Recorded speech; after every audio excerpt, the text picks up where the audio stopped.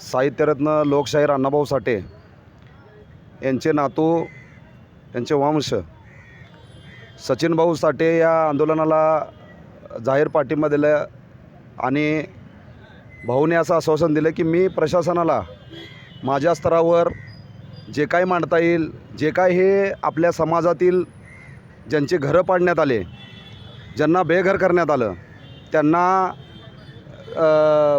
महानगरपालिका महापौर असतील व इतर सोलापूर महानगरपालिका आयुक्त असतील यांच्याशी चर्चा करून मी काहीतरी प्रयत्न करेन आणि आम्हाला भाऊकडून अशी अपेक्षा आहे, नक्कीच 100% न्याय मिळेल।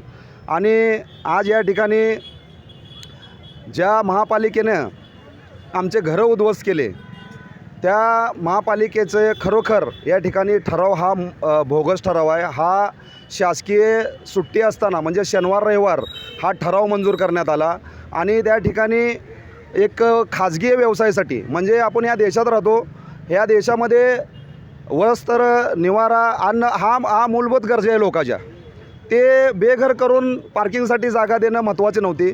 त्यांना महसूल हवा असेल तर आम्ही महसूल देण्याला तयार होतो।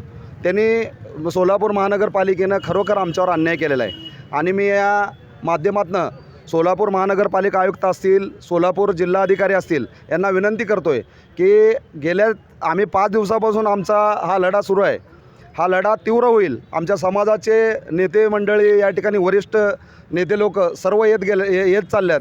हा लढा तीव्र होण्यापेक्षा आम्ही मागतोय तरी काय, आम्हाला निवारा द्या।